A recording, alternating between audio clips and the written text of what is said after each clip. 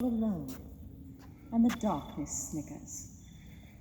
The floorboards creak, and yet no one's around. Then what on earth could be making that sound? A guttural moan like none heard before. You can't look away, but you dare not explore. For this presence that lurks in the dark up ahead fills the pit of your stomach with a lump of pure dread. You hope and you pray that it's all just pretend, while the hairs on your neck stand straight up on end.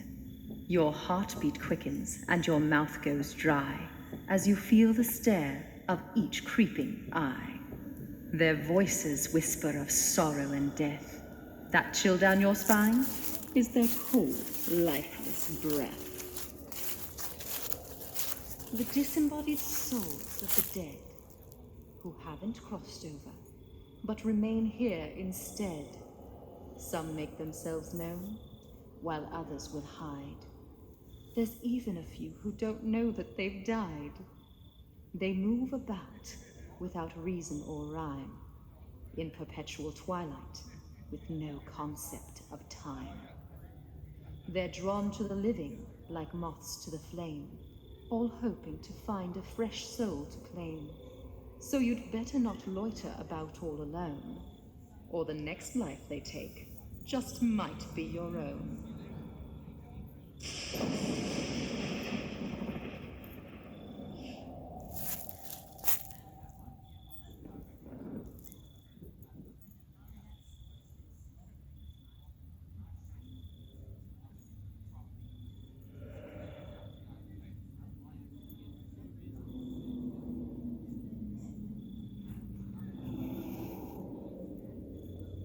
Good evening. I am the lady of this house. I must say, it is quite bold of you to come here uninvited. Or perhaps, just foolish. Even animals have sense enough not to venture too close. Have you not heard the tales of this place? Has no one warned you to keep away? No matter. You'll learn soon enough. A tragedy happened here long ago. An incident most foul and disturbing. It left a very dark impression. A thing. On the night we now call Halloween, these three practices must remain clean. On the sun's fading light, put out a jack-o'-lantern shining bright. How about three? Embrace the spirit of the night, dress up and share a laugh, or even a fright. And to all fellow revelers, Find out for yourselves if the stories are true. Well, have All those our prairie comes to an end.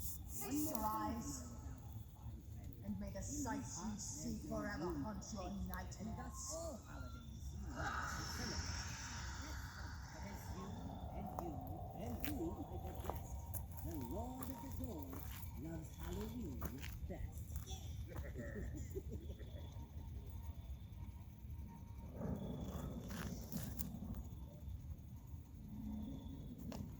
Why, hello there. Don't be afraid. You can come closer. I won't bite. It's so very... Once upon a midnight dreary, while I pondered weak and weary over many a quaint and curious volume of forgotten lore, while I nodded, nearly napping, suddenly there came a tapping, as of someone gently rapping at my chamber door. "'Tis some visitor," I muttered, tapping at my chamber door. Only this and nothing more. Ah, distinctly I remember, it was in the bleak December, and each separate dying ember wrought its ghost upon the floor.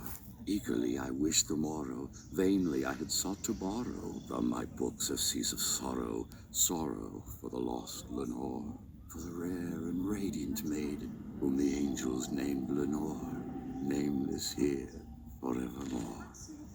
And the silken, sad, uncertain rustling of each purple curtain thrilled me with fantastic terrors never felt before. so that now, to still the beating of my heart, I stood repeating, "'Tis some late visitor entreating entrance at my chamber door. This is it, and nothing more." Presently my soul grew stronger, hesitating then no longer. "Sir," said I, "or madam, truly your forgiveness I implore. But the fact is I was napping, and so gently you came rapping, and so faintly you came tapping, tapping at my chamber door, that I scarce was sure I heard you. Here I opened wide the door.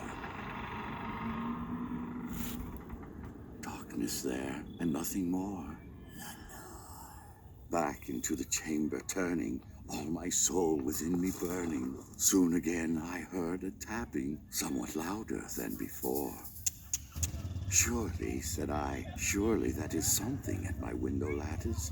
Let me see then what thereat is, and this mystery explore. 'Tis the wind, and nothing more."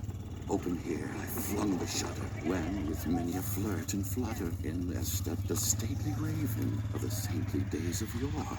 Not the least obeisance made he, not a minute stopped or stayed he, but with mien of lord or lady, perched above my chamber door, perched upon a bust of Pallas just above my chamber door, perched and sat and nothing more.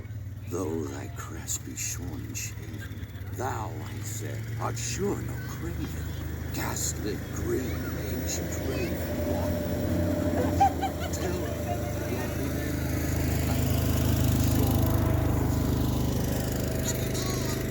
be that word our sign of parting? Burn of fiend, I shriek of starting. Get thee back into the tempest and the night's Plutonian shore. Leave no black plume as a token of that lie thy soul has spoken. Leave my loneliness unbroken. Quit the bust above my door. Take thy beak from out my heart, and take thy form from off my door." Quoth the raven, "Nevermore."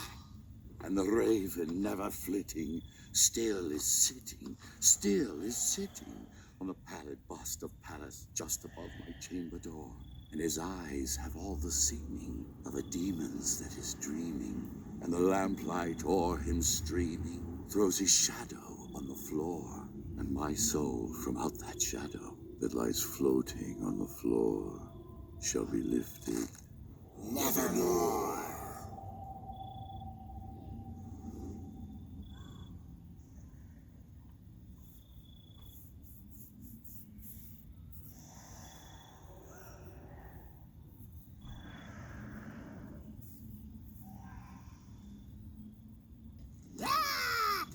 Ah, you call that scary? Well, feast your ears on this. I have you both beat. Prepare to be truly scarified.